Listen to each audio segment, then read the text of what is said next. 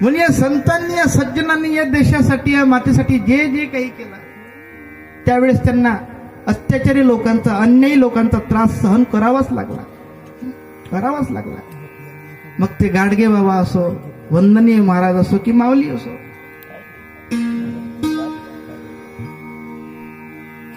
याच मातीच्या संतांनी, याच भूमीच्या संतांनी ज्या वेळेस जगाचा उद्धार करण्याचा विचार केला, जगाचा कल्याण करण्याचा विचार केला, ज्यांचं कल्याण करावं, ज्यांचा उद्धार करावा, त्यांच्या शिव्या ऐकाव्या लागल्या, त्यांचाच अन्याय सहन करावा लागला.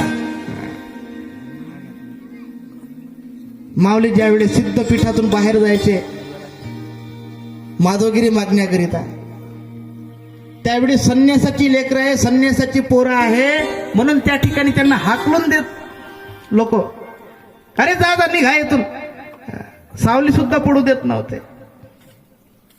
पण आज त्या माऊलीच्या आळंदीला जाऊन पाहाल तर लाखो लोकांची गर्दी असते.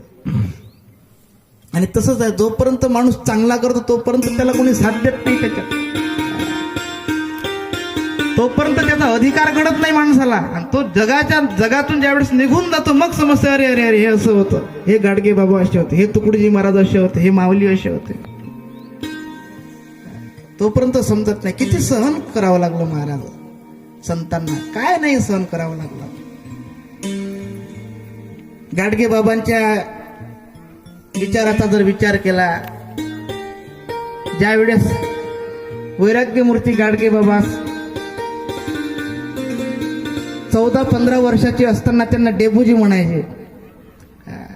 आता ज्या मालकाकडे गाडगे बाबा काम करत होते, दिवाळीचा दिवस होता आणि दिवाळीच्या दिवशी तो मालक पुरणपोळी खात होता.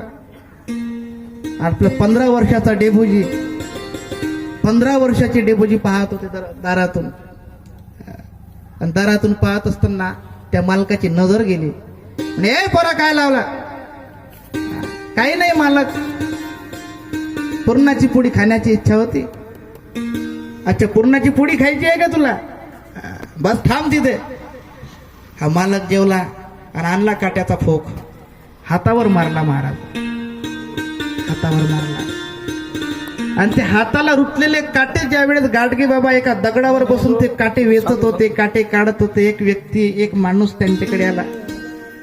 डेबूजी काय करत आहे बाबा, काय झालं तुला? त्यावेळेस डेबूजी म्हणायला लागले, काही नाही, मालकाने दिलेली पुरणाची पोळी खात आहे म्हणे, मालकाने दिलेली पुरणाची पोळी खात.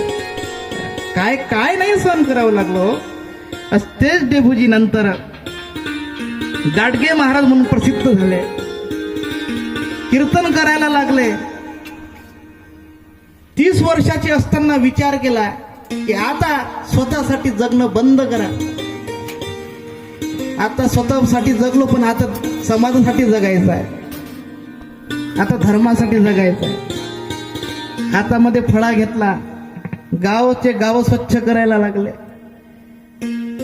लोक वेळा म्हणायचे, पण जसं त्या ठिकाणी अधिकार समजला त्यावेळेस पाया पडण्याकरिता, नमस्कार करण्याकरिता गाडगे बाबांच्या जवळ यायचे. बाबा सरळ म्हणायचे, अरे मला नमस्कार काय करता, मी काय देव आहे काय? सरळ सांगायचे.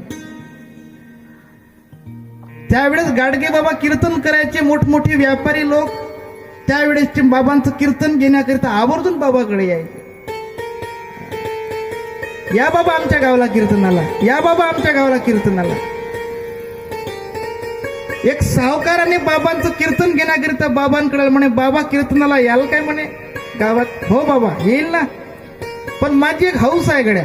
बाबांनी म्हटलं होतं, एक माझी इच्छा पूर्ण करशील का रे गड्या? म्हणे हो ना बाबा, सांगा ना. म्हणे गावाला पुरणाची पोळी, पूर्ण गावाला कीर्तन झाल्यावर पुरणाची पोळी खाऊ घालशील काय? पुरणाच्या पोळीचा प्रसाद सगळ्यांना खाऊ घालशील काय? पहिले सांग, मग कीर्तनाला आहे. म्हणे हो बाबा, काय हरकत आहे त्याच्यात, चला ना. आले बाबा कीर्तनाला. कीर्तन झालं, गावामध्ये पंगत बसली, पुरणाच्या पोळीचा प्रसाद सगळ्यांना वाटला, पोटभर सर्व जेवले. बाबा एका कोपऱ्यात जाऊन बसले. सगळ्यांचे जेवण उरकले. आणि हा जो मालक होता सावकार, हा बाबाकडे आला. म्हणे बाबा आता सगळ्यांचे जेवण उरकले, आता चला म्हणे आपण 2-2 घास घेऊ. त्यावेळेस बाबा माहित आहे काय म्हणतात, नाही रे म्हणे दादा, पुरण खाण्याची हौस तर लहानपणीच माझी